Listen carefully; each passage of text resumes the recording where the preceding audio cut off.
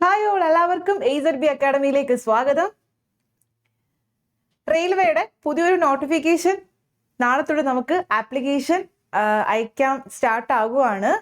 റെയിൽവേയുടെ RRB technician grade 1 and 3 ഈ പോസ്റ്റിലേക്കാണ് നമുക്ക് നോട്ടിഫിക്കേഷൻ വരാൻ പോകുന്നത്. നോട്ടിഫിക്കേഷൻ മീൻസ് അതായത് ഷോർട്ട് നോട്ടീസ് ആണ് വന്നിരിക്കുന്നത്. അപ്പം ആ ഒരു കാര്യമാണ് ഇന്നത്തെ വീഡിയോയിൽ നമ്മൾ ഡിസ്കസ് ചെയ്യാൻ പോകുന്നത്. RRB ടെക്നീഷ്യൻ ഗ്രേഡ് 1 and 3 പോസ്റ്റുകൾ എല്ലാവർക്കും അറിയാവുന്നതാണ്. അപ്പം അതിൻ്റെ ആപ്ലിക്കേഷൻ എന്ന് പറയുന്നത് ഷോർട്ട് നോട്ടീസ് ആണ്. അതിൻ്റെ ആപ്ലിക്കേഷൻ എന്ന് പറയുന്നത് നാളെ, അതായത് ജൂൺ 30, 2026 നാളെ തൊട്ട് നമുക്ക് അപ്ലൈ ചെയ്യാവുന്നതാണ്. ഓൺലൈൻ ആപ്ലിക്കേഷൻ പോർട്ടൽ നാളെ എന്താകും, സൈറ്റ് ഓപ്പൺ ആയി തുടങ്ങും. നമുക്ക് നാളെ തൊട്ട് റെയിൽവേയുടെ ഈ ഒരു പോസ്റ്റിലേക്ക് നമുക്ക് അപ്ലൈ ചെയ്യാൻ പറ്റുന്നതായിരിക്കും.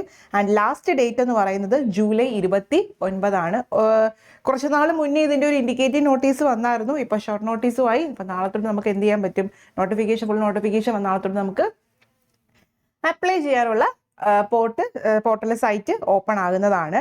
സോ ഇപ്രാവശ്യം വേക്കൻസി എന്ന് പറയുന്നത് കഴിഞ്ഞ വർഷത്തെ പോലെ തന്നെയാണ്.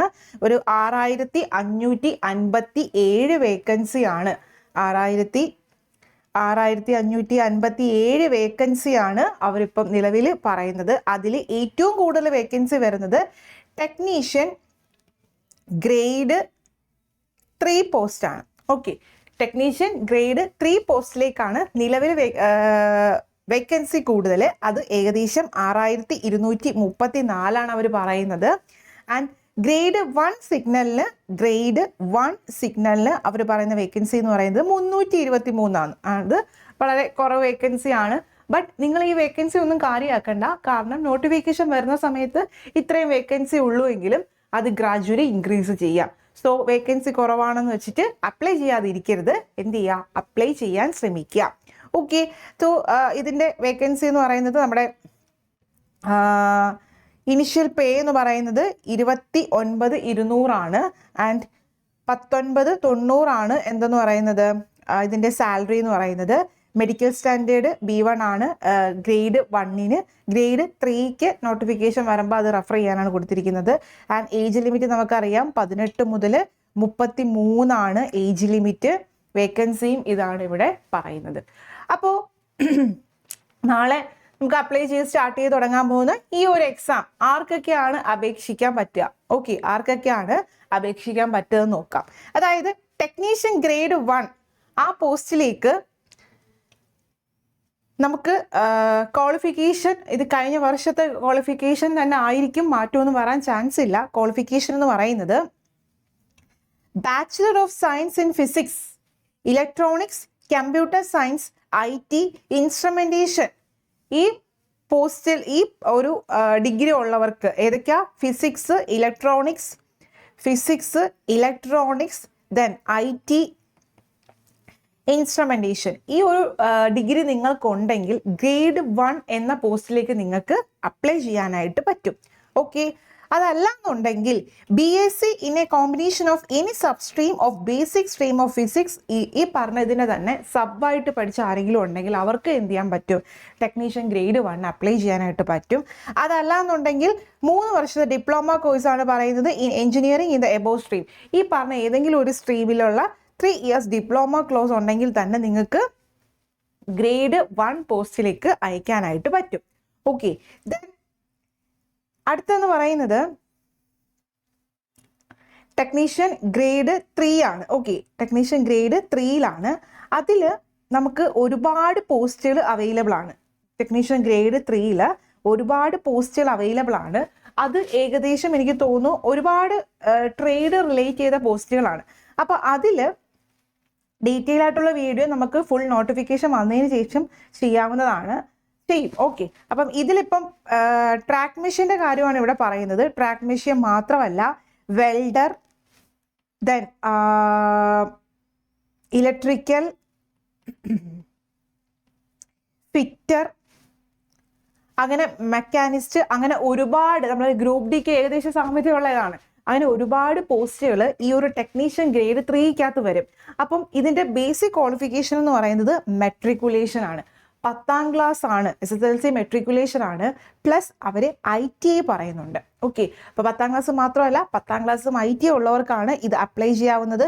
ആൻഡ് അവർ ഓരോ ട്രേഡ് വെച്ചിട്ട് ഓരോ നോട്ടിഫിക്കേഷൻ, ഇതിനകത്ത് ഇപ്പോൾ ട്രാക്ക് മെഷീൻ പറയുന്നത് in the trade of fitter, electrician, electronics, mechanic, instrument mechanic, mechatrix, diesel, mechanic motor, അങ്ങനെ ഒരുപാട് അതുകൂടാതെ ഈ കോഴ്സും പറയുന്നുണ്ട്. അല്ലെങ്കിൽ matriculation SSC plus course completed act apprenticeship in the trade mention. ഇപ്പോൾ അതായത് ഈ ഒരു പറഞ്ഞിരിക്കുന്ന മെക്കാനിസ്റ്റ് അല്ലെങ്കിൽ ഇൻസ്ട്രുമെന്റേഷൻ, ഇലക്ട്രീഷ്യൻ, ഈ ഏതെങ്കിലും ഒരു പോസ്റ്റിലുള്ള ITI അല്ലെങ്കിൽ അപ്രന്റീസ്ഷിപ്പിന്റെ സർട്ടിഫിക്കറ്റ് ആണ് അവർ ചോദിക്കുന്നത്. സോ ഇത് വെറും ട്രാക്ക് മെഷീന്റെ മാത്രമാണ്. അങ്ങനെ ഒരുപാട് പോസ്റ്റ് ഉണ്ട്. അപ്പം ആ ഒരുപാട് പോസ്റ്റ് നമുക്ക് ഇവിടെ ചെയ്യാനുള്ള നിവൃത്തി ഇല്ലാത്തത് കൊണ്ട് ഇതിന്റെ ബേസിക് ക്വാളിഫിക്കേഷൻ എന്ന് പറയുന്നത് 10ാം ക്ലാസ്സും ITI അല്ലെങ്കിൽ അപ്രന്റീസ് ചെയ്യണം. ഏത് സെക്ട് ആണോ, അതായത് ഇപ്പോൾ വെൽഡർ ആണെങ്കിൽ അതിന് പറയുന്ന ഒരു ഇതുണ്ട്. ദെൻ അതുകൂടാതെ പിന്നെന്താണ്, വെൽഡർ, സിഗ്നൽ, ഡീസൽ, ഇലക്ട്രിക്കൽ, അങ്ങനെ ഒരുപാട് പോസ്റ്റുകൾ നമുക്ക് ഈ ഒരു ഇതിനകത്ത് ഉണ്ട്. അപ്പം നിങ്ങൾ ശ്രദ്ധിക്കേണ്ട കാര്യം, 10ാം ക്ലാസ്സും ITI ഉണ്ടെങ്കിൽ ഡീറ്റെയിൽഡ് നോട്ടിഫിക്കേഷൻ വരുമ്പോൾ നിങ്ങൾക്ക് അപ്ലൈ ചെയ്യാൻ പറ്റുന്നത് സോർട്ട് ഔട്ട് ചെയ്തെടുത്തിട്ട് അപ്ലൈ ചെയ്യുക. ഗ്രേഡ് 1 ഏറ്റവും കൂടുതൽ വേക്കൻസി ഉള്ളത് ഗ്രേഡ് 3ക്കാണ്. അതിങ്ങനെ ഓൾ ടുഗെദർ എടുക്കുമ്പോൾ ചിലപ്പം വേക്കൻസി കുറയാം കേട്ടോ. അത് ഫിറ്റർ, മെക്കാനിക്, അങ്ങനെ ഓരോ പോസ്റ്റ് ഉണ്ടല്ലോ. അപ്പോൾ അതിനെല്ലാം കമ്പാരിറ്റീവ്ലി ചിലപ്പോൾ എടുക്കുമ്പോൾ 2-3 വേക്കൻസി ഉള്ളായിരിക്കും. ബട്ട് അപ്ലൈ ചെയ്യാൻ പറ്റുന്നതാണെങ്കിൽ നിങ്ങൾ എന്ത് ചെയ്യുക, അപ്ലൈ ചെയ്യാനായിട്ട് ശ്രമിക്കുക. ഓക്കെ, അപ്പോൾ ഗ്രേഡ് 1 ഡിഗ്രി ആണ്. Okay, degree bachelor of science physics അതാണ് പറയുന്നത്. ഗ്രേഡ് 3 ആണെങ്കിൽ 10ാം ക്ലാസ്സും ITI ആണ് ചോദിക്കുന്നത്. അപ്പം ഈ വർഷം നോട്ടിഫിക്കേഷൻ അങ്ങനെ തന്നെ ആയിരിക്കും വരിക. ദെൻ മെഡിക്കൽ സ്റ്റാൻഡേർഡും കൂടെ നോക്കിക്കോണം. ഇപ്പോൾ ഓരോന്നിനും ഓരോന്നാണ് കേട്ടോ. അപ്പോൾ ട്രാക്കിലൊക്കെ പണിയുന്നതിന് നമുക്ക് അറിയാലോ അങ്ങനെയുള്ള ഇതും. പിന്നെ അല്ലാതെ എന്താ പറയുക, ഓരോ പോസ്റ്റിനും ഡിഫറെൻ്റ് ആയിട്ടുള്ള മെഡിക്കൽ സ്റ്റാൻഡേർഡ്. ഇപ്പോൾ ഈ ട്രാക്ക് മെഷീൻ ആണെങ്കിൽ A3 പറയാം. Then technician grade 1 B1 standard ആണ് പറയുന്നത്. അപ്പോൾ ഓരോ പോസ്റ്റിനും അതിൻ്റെ സ്റ്റാൻഡേർഡ് മാറും. ഓക്കെ അല്ലേ? ഇനി അടുത്തെന്ന് പറയുന്നത് ഇതിൻ്റെ സിലബസ് എങ്ങനെയാണെന്നാണ്. അപ്പോൾ ആർക്കും ഇതിനെപ്പറ്റി വലിയ ധാരണയൊന്നും ഇല്ലാന്നുണ്ടെങ്കിൽ ശ്രദ്ധിച്ച് കേട്ടോളാം. അതായത് ഗ്രേഡ് 1 സിഗ്നലിന് നമുക്ക് വരുന്ന സബ്ജക്റ്റുകൾ എന്ന് പറയുന്നത് ജനറൽ അവയർനെസ് 10 മാർക്കിന് ചോദ്യമുണ്ട്. റീസണിങ്ങിന് 15 ക്വസ്റ്റ്യൻസ് ആണ്. മാർക്കും അങ്ങനെ തന്നെയാണല്ലോ.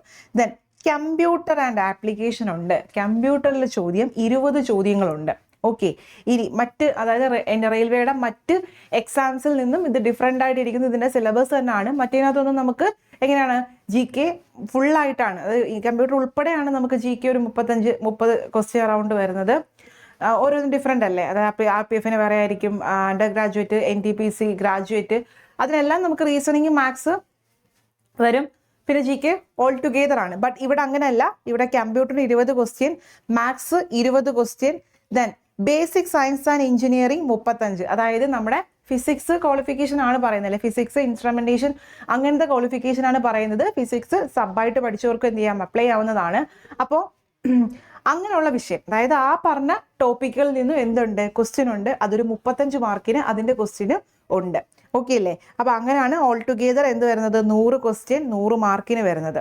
1/3 നെഗറ്റീവ് മാർക്കും ഉണ്ട്. സോ ഗ്രേഡ് 1 ഇതാണ് ഇതിൻ്റെ സിലബസ് എന്ന് പറയുന്നത്.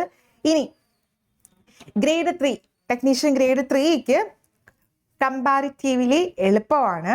മാത്സ് 25 ക്വസ്റ്റ്യൻ ആണ്. നമുക്ക് നോർമൽ NTPCയിൽ നിന്ന് ഡിഫറെൻ്റ് ആകുമ്പോഴത്തേക്കും കണ്ടോ ക്വസ്റ്റ്യൻ്റെ കുറവ് ഫീൽ ചെയ്യുന്നുണ്ടല്ലോ. മാത്സ് 25 ക്വസ്റ്റ്യനേ ഉള്ളൂ. റീസണിങ്ങും 25 ക്വസ്റ്റ്യൻ ആണ്.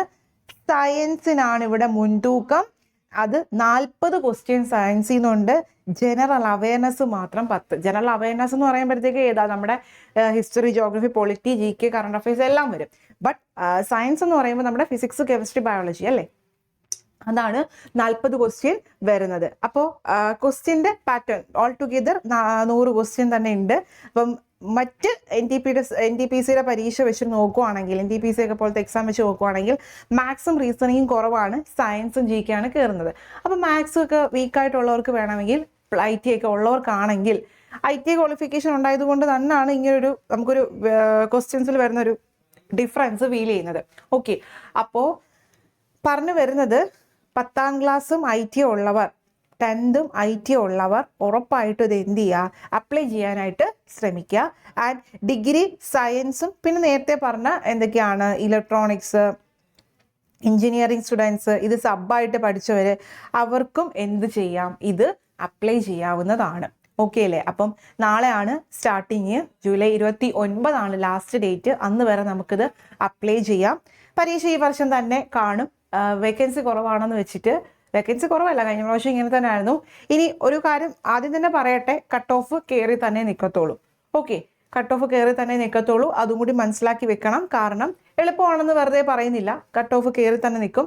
അപ്പോൾ അതനുസരിച്ച് എന്ത് ചെയ്യുക, നിങ്ങൾ വർക്ക് ചെയ്യണം. കാരണം മാത്സും റീസണിങ്ങും ഒക്കെ എന്താണ്, ക്വസ്റ്റ്യൻസ് കുറവാണ്. സോ കട്ട് ഓഫ് കയറി തന്നെ നിൽക്കും.